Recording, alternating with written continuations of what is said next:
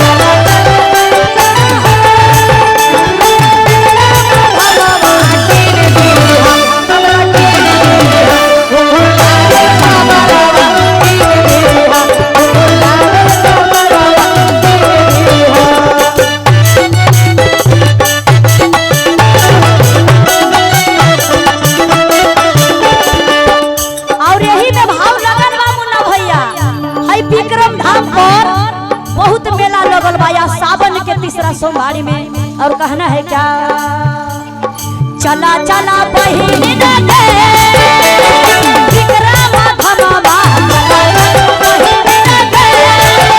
अगे विक्रम धमवा लाग जई बहिना लाग जई, शिवा चर्चा में मनवा लाग जई, शिवा चर्चा में मनवा लाग जई। चला चला भैया न हो विक्रम धमवा,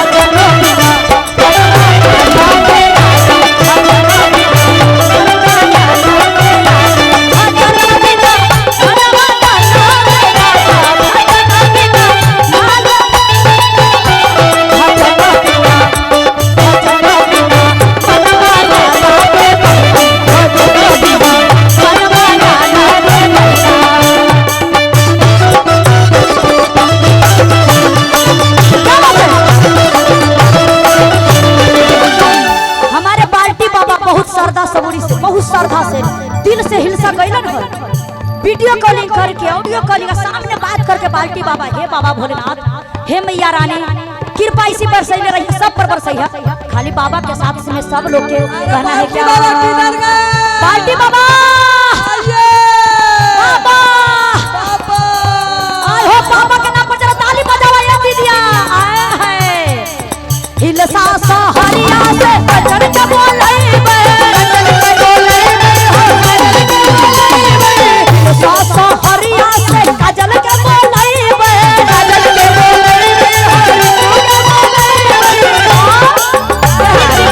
मंदिर पर।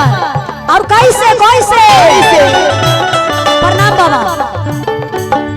अरे भजना सुनैबै मंदिरवा में, भजना सुनैबै मंदिरवा में, शिवा गुरु बैठे सवनवा में, शिवा गुरु बैठे सवनवा में, शिवा गुरु बैठे सवनवा में, सुगना जे बोले भवनवा में, सुगना जे बोले भवनवा में। बाल्टी बाबा, बाल्टी बाबा, तहरा हम कितना देरी से इंतजार कोई नहीं है बाबा। ए बाबा, ए बाबा, आय हो बाबा, हमर कहाँ भुला गेलन। आइए हमारे बाबा की तरफ से, बाबा हम तो कुछ ना चाहिए, बस तोहर आशीर्वाद चाहिए, माई के कृपा चाहिए। जब तक माई ठीक है, माई तो माई होला, बाबा भी होला, लेकिन बाबा कम से कम तो बहन के आशीर्वाद देना चाहिए। काहे कि हमरा गावे के लूर नहीं थे बाबा, आ ना चले के लूर हको, आ ना बोले के लूर हको। दीदी जी और कहनी का कि विक्रम बाल्टी बाबा बोलैलन मंदिरवा में, तनी आ जाए कि बाल्टी बाबा बोलैलन मंदिरवा में, आजा भजना सुनैबो सवनवा में, आजा भजना सुनैबो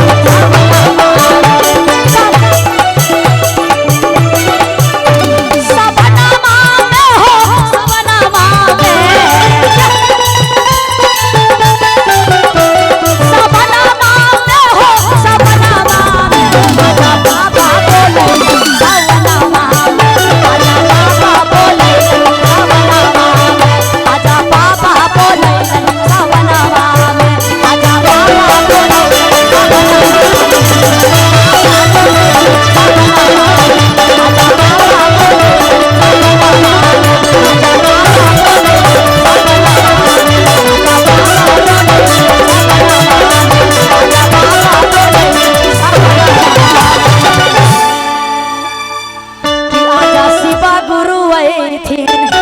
विक्रम मंदिरवा में।